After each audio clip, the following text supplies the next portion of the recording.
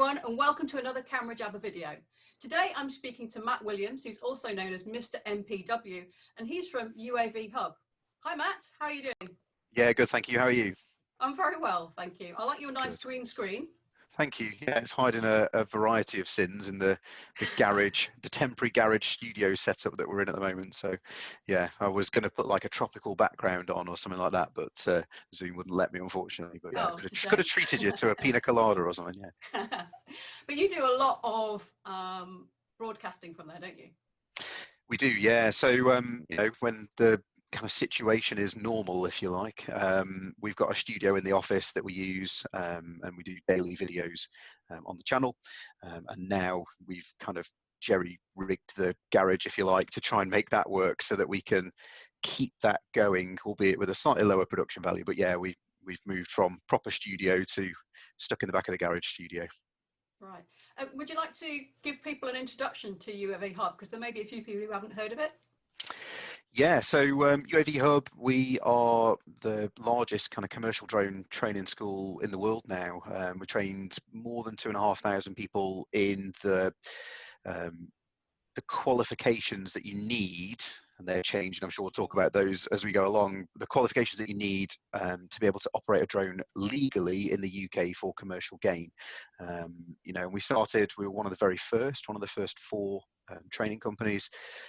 We've done that all the way through, alongside lots of operations as well. We did some very big drone operations, kind of bleeding edge stuff, if you like, kind of forging the way for the industry. But we're back from when we were flying big model helicopters with cameras on before the regulations existed, and then through to the training that we do now.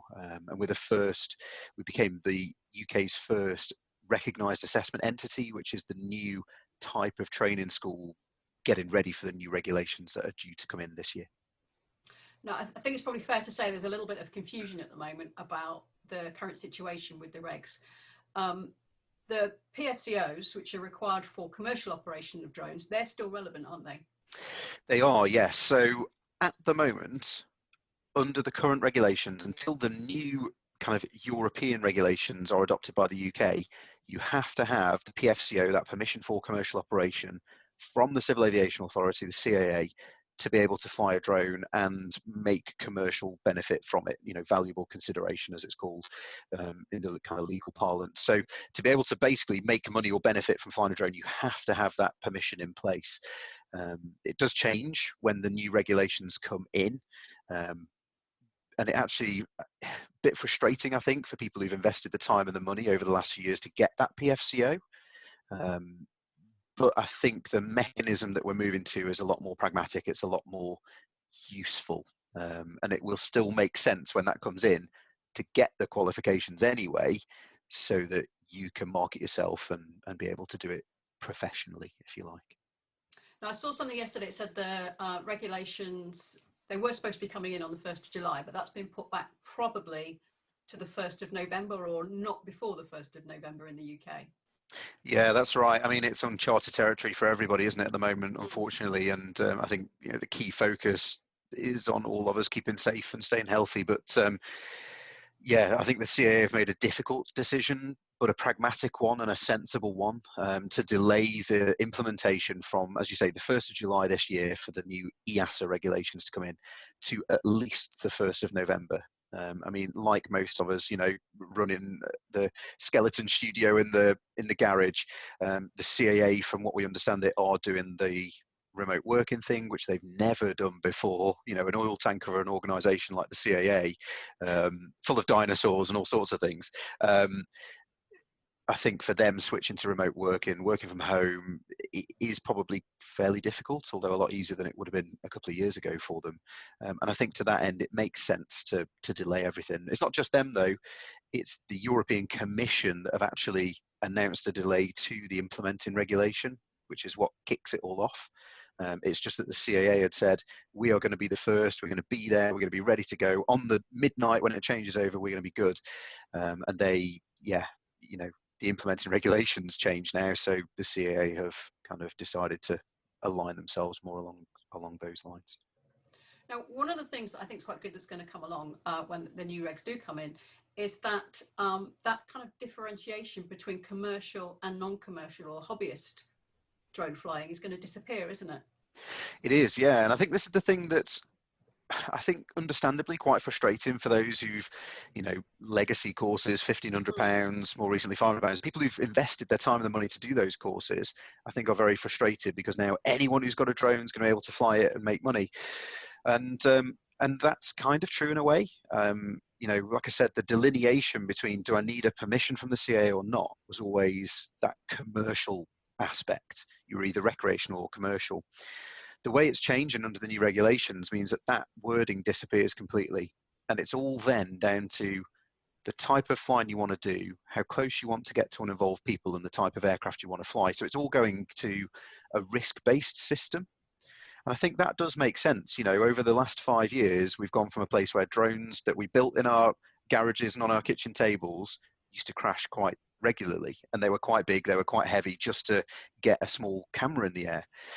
Now, you know, we're flying a lot smaller aircraft. There are redundant systems in there. They're a lot lighter. There are, you know, we've got the empirical evidence now that says these things don't generally tend to throw themselves out of the sky unless they've been abused or, you know, they're not kind of being used appropriately.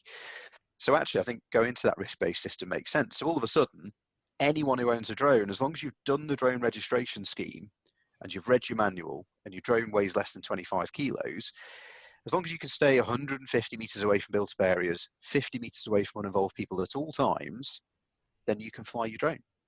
And you can then take photos, shoot video footage, and, you know, sell that and make money from it, which is awesome.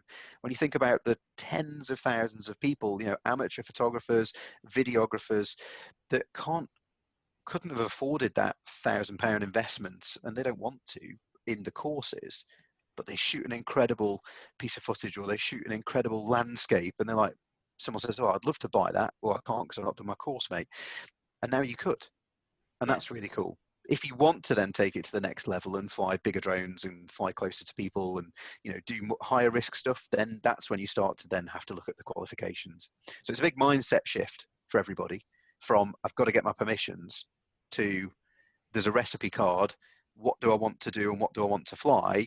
I need to get this qualification or I don't, you know, is the way it will be working when the regs come in.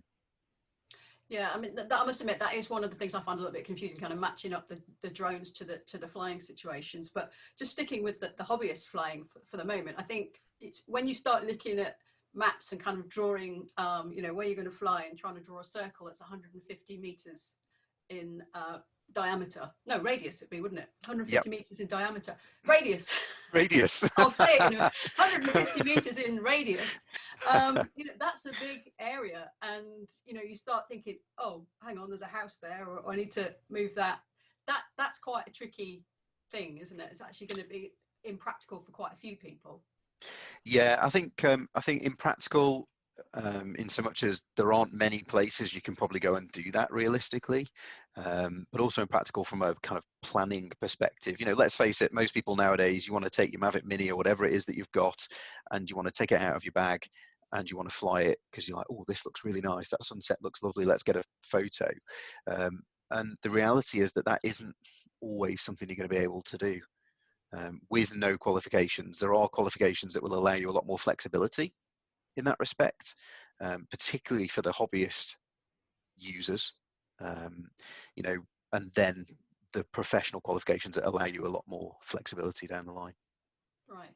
Now, although the regs don't come in until at least November, you are actually able to deliver training for people to get the qualifications that they need at the moment, aren't you? We are, yeah. So, you know, we've always taught the permission for commercial operation, that PFCO that has been required as under our kind of new RAE certificate, that recognised assessment entity certificate that we got. We can now teach the 2 brand new courses. And this is where I think that interest in flexibility in the framework comes in, particularly for recreational and hobbyist users, because now instead of just having to do the GVC, as it's called now, the professional qualification, the general visual line of sight certificate, which replaces the PFCO. So many acronyms, right? It's a minefield of acronyms. We're aviators, we love it.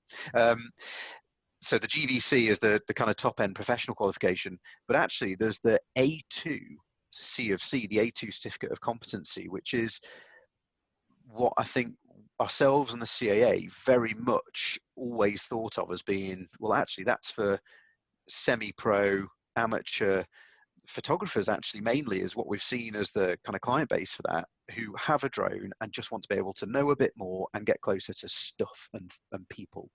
And that's exactly what the A2 fits into. You know, it's a £250 course rather than the £1,000 that the GVC was going to be, and the PFCO traditionally costs. £250, you know, 7 hours of online video learning delivered by myself. Sorry to anyone who does that. And then a basic kind of classroom session, and then a basic theory exam, and you then get a certificate that you can, you know, as long as you've registered your drone, you can then operate down to 50 meters like you could do with a PFCO.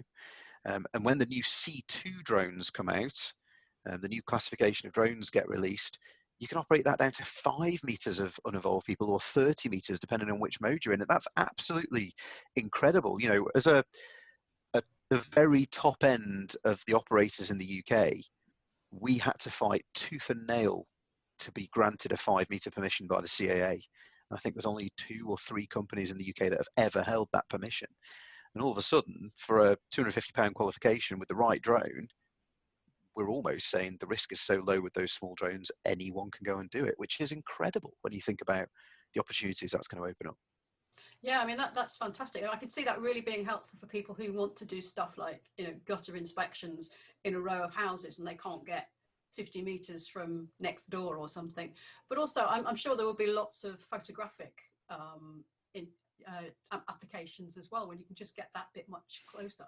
Yeah, absolutely. And I think that's the big thing we've seen. I mean, the courses, the GVC and the A2CFC went live with us at the end of February when we got signed off by the CAA. We started to put people on those courses and deliver those straight away. And obviously it's all been done online at the moment, which is a little bit of a change and a challenge for ourselves and clients, but it's all working really well and the feedback's been great. But people were desperate to do it. And like I say, it's all, I would say 75% has been photographers and amateur and semi-pro photographers who've always been desperate to fly their drone, but didn't want to do that full course and couldn't use it as a tool. And now they're able to. It's just frustrating because we've had, you know, over 100 people do the course so far. I hope, under the impression that they'll be able to fly under those rules from the 1st of July. And unfortunately, it's been delayed till November. But, you know, I don't think realistically, if it's delayed till November, we would all be out flying our drones anyway before then, dare I say it. So, but no. Yeah, it is a bit tricky. But so with the A2 CFC, you don't actually have to have an operations manual or anything like that, do you? It's much easier. Yeah, that's it. So instead of the kind of traditional 3 parts that we always had in the PFCO and now in the GVC, where you have to do the theory course and an exam, the practical exam and an operations manual, that kind of disappears for the A2. You know, it's an online learning course. There is a theory exam as part of it, but it's very, if I'm honest, it's very simple and straightforward. And that's done one-to-one online at the moment. And once you've done that, you get your certificate. And as soon as the regulations come in, you're good to go. There are requirements for an operations manual with an A2 CFC if you're an organization that are using it, to make sure that all the pilots are aligned to the same procedures. That's the wording.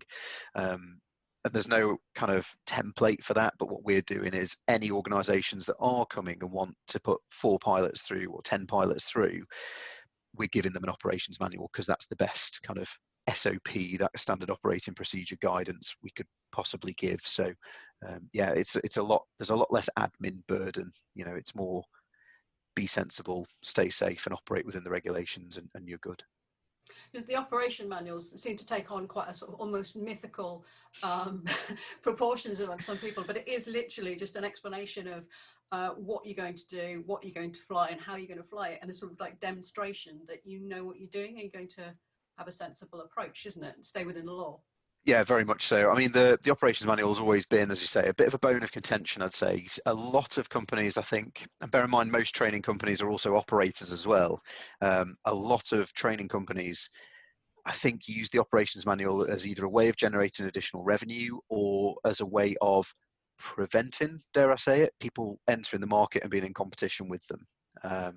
For ourselves, we kind of looked at it from the opposite direction. We always said, you know, we give you a good template because we'd rather you have a solid foundation, because most people aren't aviators, most people aren't risk assessment experts. And given that we've been there and we've done it and we've done all of those things, giving you the best guidance and the best starting point, you know, using the procedures that we've always used made sense to us, and that's what we've always done. In fact, all of our courses now actually come with a completed operations manual as part of it, the GVC course, which, you know, you can then go on and tailor to your own use. But actually, we find 99.9% of people just use it because it's spot on. So yeah, it's definitely not a mythical beast. And actually on the channel, there's a free template that we found thousands of other people from different training companies have used as well. So yeah, it's a lot Once more. you've got something that works. That's it. I mean, you know, a lot of people were like, well, the whole plagiarism thing and the CAA, you know, you shouldn't copy someone else's manual. And you're like, so what you're saying is if someone makes the perfect manual, not saying that ours is, but if someone writes it absolutely perfectly, no one else can have a perfect ops manual. Yeah. It's nonsensical. And that And the isn't how the rules are the same. airlines. Yeah, the rules are the Rules are the same. same. You're probably flying the same drones. So Same drones, same kind of way. You know, British Airways don't write their own operations manuals. They get given them by the manufacturer and then they add their own bits in, you know, that a company does for them. So yeah, we just aligned ourselves with real aviation rather than keeping it this mythical beast. And we've done the same with the operating safety case as well. You know, it's one of those that has been shrouded in mystery, and quite rightly, I think, you know, from our point of view, we made a lot of money flying under OSCs, but actually by opening that mechanism up to other people, I think we will make more money as an industry because the industry will grow and thrive and survive. So yeah, it's all about helping people out, right? That's why the channel yeah, and exists. So also this is kind of a duty to make drones a bit more acceptable as well, because sometimes they get quite a bad press. I think, you know, it's like we were just talking earlier about how, you know, a lot of people are discovering working from home and using technology in new ways. It's kind of making it accessible to more people, to make it acceptable to them as well.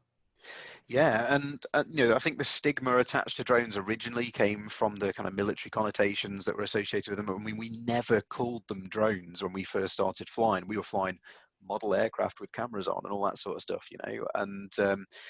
And then eventually, if you didn't have drones on your website, you'd never be found on Google or wherever. And yeah, you know, I think it's now become accepted. But then we've had such a negative press over the last couple of years that it's been difficult to come back from that as an industry, I think. But I think we're getting there now. You know, I think they're becoming a much more accepted way of life. And I've always aligned it to kind of the motor car. When the motor car was first invented and people went from horse and cart, you know, you had to have someone walking down the street waving red flags in front of you. And you know, I get that when new tech gets adopted, but we're in very different times now, aren't we? And Yeah. unfortunately, I understand the privacy issue. I think that is a concern of mine and lots of other people's. But again, you know, we were talking before about, did we even think everyone would have a smartphone in their pocket with location services on? You know, I used to turn it off on mine, and now I'm just like, do you know what? Whatever. What are they going to get from it if, you know, they're going to target me with ads and they're going to know where I was? Like, I'm not doing anything wrong, so what difference does it make? So yeah. And so you've explained the A2 CFC, but could you just explain the GVC course and qualification? yeah, so the GVC is, I say A2 CFC is the kind of hobbyist upgrade, we think, and then the GVC is that's the professional, that's the gold standard course. So it is very similar to the PFCO course, the kind of the only commercial course that exists at the moment in terms of getting your permissions. And the learning is very much similar to that, except it's now more focused on how to operate safely, how to fly a drone properly, rather than learning about, you know, the weather and principles of flight and things like that. There's an element of that, as there needs to be, because understanding how your drone works is important, but not quite as important as it used to be when we built them ourselves. So yeah, the GVC, 3 different elements to it. Theory side, which includes an examination. It's a bit more, like I say, in depth than the A2. You know, it's a full day in a classroom or online. There's about 8 hours of video learning before that. And we've got a very good library, I think, of videos to help people through. You know, we spent a lot of time and effort and energy perfecting that over the last few years. And yeah, a lot invested into it to make it good for the end user and to make sure you learn rather than just getting you through the course. So yeah, you do that, and then the exam, and then you're into doing a flight test. And again, the flight test isn't too onerous, I wouldn't say. Particularly with the modern aircraft, you have to fly some maneuvers, do some hovering, show us that you've practiced a couple of emergencies.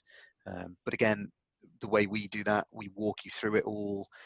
There's a lot of video learning information that shows you exactly what's going to happen on your test, so you can go out and practice. You know, there's nothing shrouded in mystery for us. We've made sure that we're there to help rather than there to catch people out. And then once that's done, it's operations manual. And again, we include that with all of our courses, as I've mentioned before. It's done by a third-party company, not allowed to do that ourselves, but it is provided, and you get that. You know, we assess that you can operate against it, and you're good to go.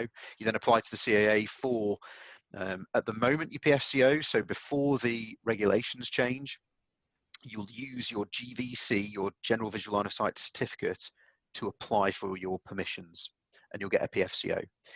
If you've got that GVC though, you can then, when you renew at the annual renewal point after the regulations kick in, you'll get given the new certificates from the CAA, which will be an operational authorization with your GVC permissions on them. So it's a lot. I know it's a lot of, you know, mechanism, and Yeah. but it's quite well structured. It's quite well laid out. You know, there's lots of videos on the channel where we talk through it again and again and again. But the long and the short: theory, practical, ops manual, then apply for your permissions, and you'll get the very best permissions from the GVC that you can.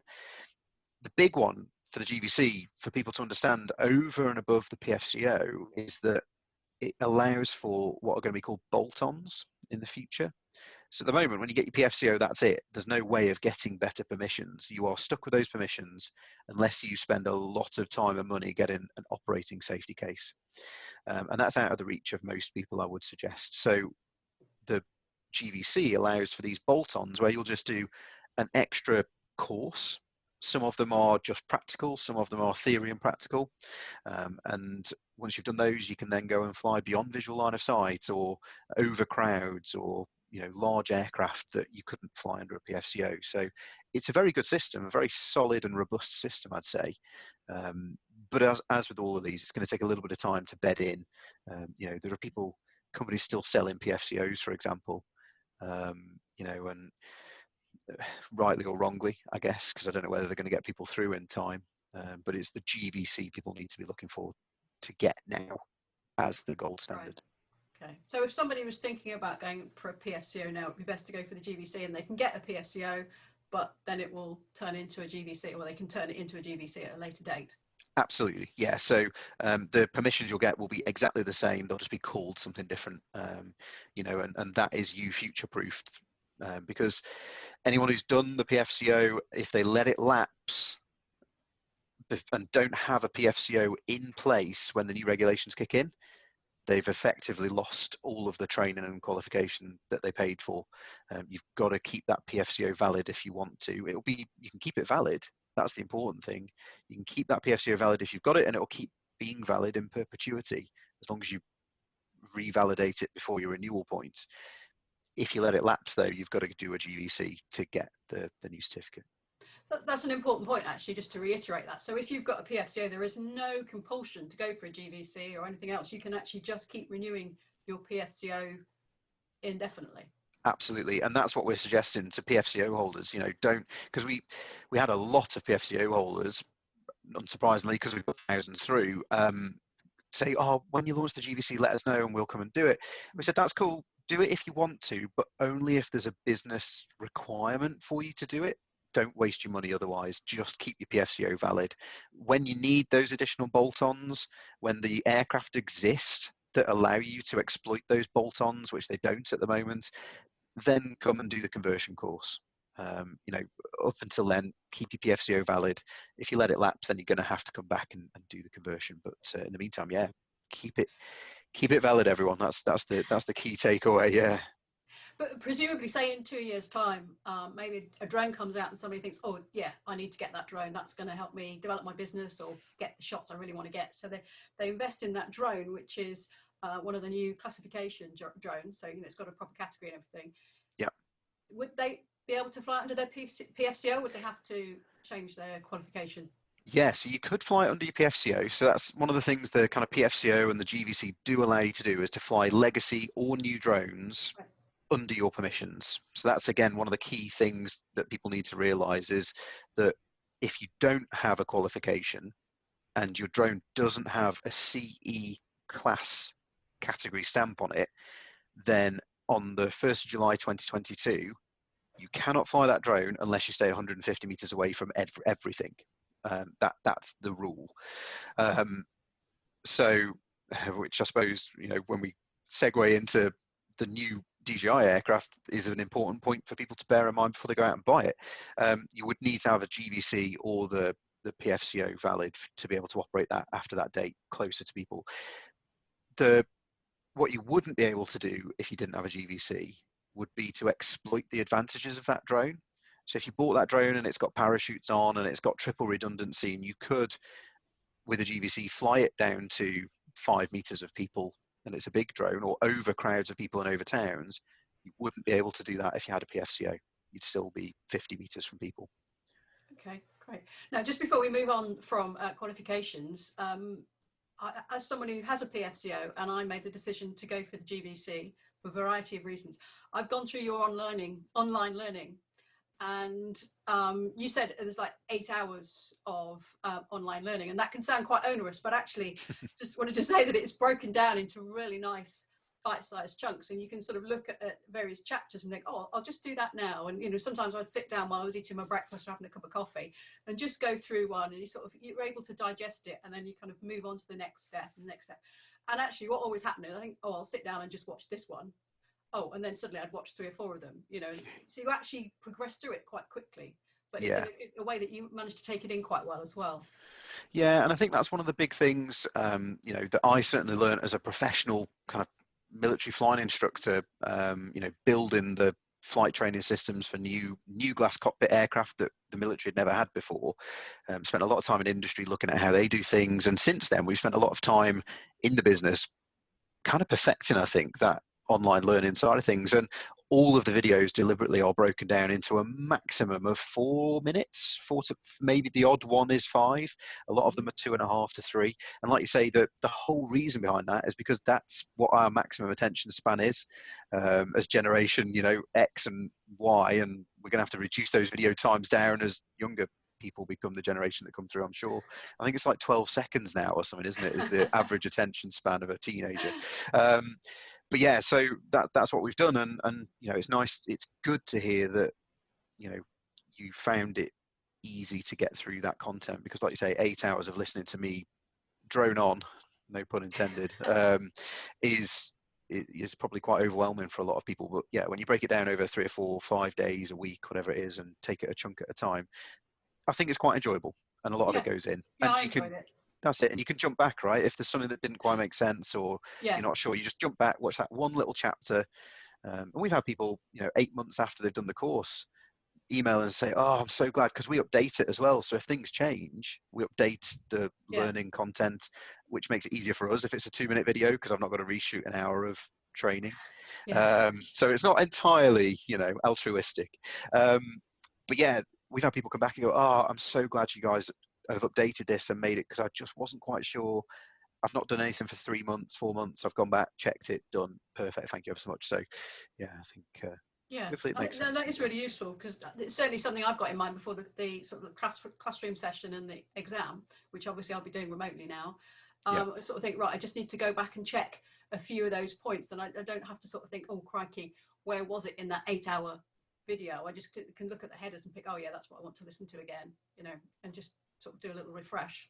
Yeah, perfect. Which is really nice. And the other thing that I noticed was, I feel like the training and the legislation has kind of moved on, in the sense that it takes into account some of the technological advances that we've got. So like you can use an app now to find out what the weather is going to be like, and you don't necessarily have to understand all the METAR and TAFs and things like that. Yeah, I think you know, it's a big the CAA, particularly the UAV department, have gone through a big change over the last couple of years. You know, in terms of personnel, their demographic is a lot younger internally, and that I think means that their willingness to accept that technology now has replaced process to most extents, particularly within aviation, is great, you know. And yeah, all of a sudden the training now is less, like you say, we used to do a whole hour and a half on METAR and TAF, like how to read the weather from the code that pilots have to know, and that's still used in full-size aviation, and it's very useful for that purpose, but it's not required when you can go to, you know, an app on your phone, or even some of the insurance apps and things like that now have that built in for you. And it allows us now to use that time to teach you guys things that are useful and make sense. So. To be honest, I think it makes it more likely that people are actually going to do the proper planning. Yeah, yeah, quite. Oh God, I've got to work out what all these letters mean. Actually, I can just look. Oh, okay. There's high cloud and there's low wind. You know. Yeah, and no rain. Let's go flying. No rain, significantly, yes, yes. Yeah, that's it. Now you touched on DJI.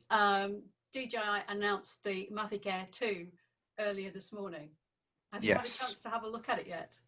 Yeah, so we'd had a bit of a heads up as to what it was going to look like, and the specs and things like that. I haven't had to play with it yet, unfortunately. Looking forward to having a go. But yeah, and I don't think from our side there were any major surprises. There were a couple of things that we'd hoped, I think, would be included or part of that system. But you know, I think for the price point and where they've positioned it, I guess they couldn't put anything else into it, because then it moves up into the pro range, so you have to charge more, and it'd take away from that side of the market. And if they put less in it, then people wouldn't want it. So I think, yeah, that, you know, an interesting time to do a launch, I think. And I don't know, dare I say it, for me, not a product that I would rush out and buy, because I, you know, got a Mavic Mini, got a Mavic 2 Pro. Do I need the one that sits in the middle? Because it doesn't offer me anything necessarily different or better than either of those can provide. So yeah, interesting. Yeah, I mean, I'm quite attracted by the increase in the sensor size, which should mean that the image quality is better. But because I've got the original Mavic Air, which is a really neat little craft. I really like flying it, and you know, it does what I want much of the time. But yeah, the Mavic Air 2 looks quite interesting. I think it looks like it's sort of gangly teenage brother. Yeah, I guess it's like it's almost like the Mavic Mini has grown a little bit in between that and the Mavic 2 Pro, isn't it? It's it's not as nice a form factor, I wouldn't say, not as aesthetically pleasing as the Mavic Air, the original Mavic Air was. But then I guess, does that really matter? I don't know. It's a tool at the end of the day. So yeah, I mean, half the time you don't get a really good look at it. It's just a bit higher up. Yeah, it's up there. You're more interested in what it can do.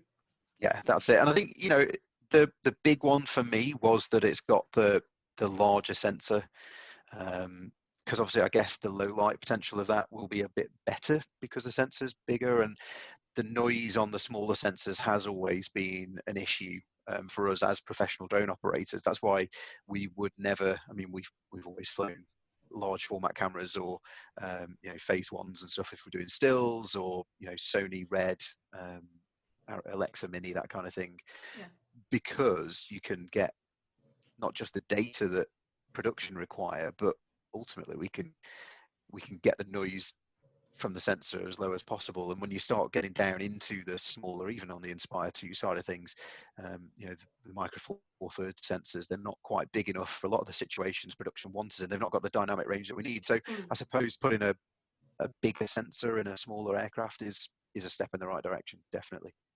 Yeah, and I think definitely in terms of dynamic range, it should be a nice improvement. Yeah, that's it.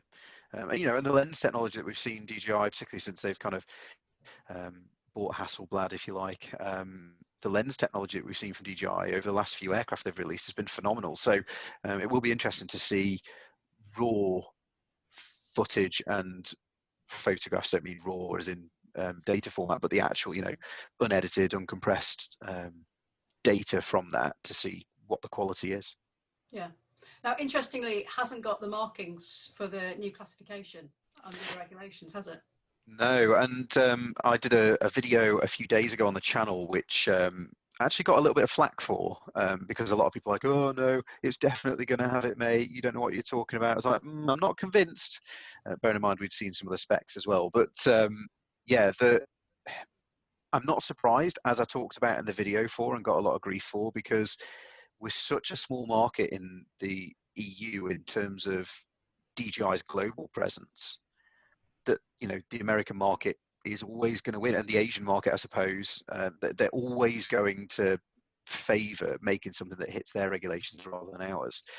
Why they would want to put something through a certification process, which is quite expensive and quite time kind of cost to them, when there's a very small market at the moment, and an even smaller market when you think that it was only the UK that were going to implement the regulations on the 1st of July. All of the other EASA member states were going to wait until next year when they have to implement them. Now we've been delayed anyway, so I'm not surprised that we haven't seen it with a C1 or a C2 marking on it. A bit disappointed, because it would have been amazing to have that capability open to us as a community and an industry. But yeah, I'm not surprised. I'm not surprised. I think it would be nice for people thinking about buying it, and maybe it may not be their first drone, it might be their second drone, and they're sort of thinking about what they want to do, and everybody's sort of considering their futures at the moment, and actually that isn't then a future-proof drone, is it? No, and I think again that's a really important point. If people take two things away from kind of this video, I guess it's that keep your PFCO valid if you've got one to save yourself some money, and don't waste your money on a GVC if you're in that position. And consider very carefully whether you want to get this drone. I mean, we've got the drone on the website and things, and not that we don't want to sell them, but I wouldn't want to sell them under false pretenses and say this is an amazing drone, get it now, when you think actually it's going to be a legacy drone on the 1st of July 2022, and you're only going to be able to operate it in the A3 subcategory of the open category, 150 meters away from people and things like that. That potentially isn't going to be a good investment. Of course, as we've said, if you've got a GVC or a PFCO, then you can keep flying it. But I think the market that this is aimed at, they won't be in that position probably. So yeah, be aware of the implications in 2 years' time. Yeah. Okay.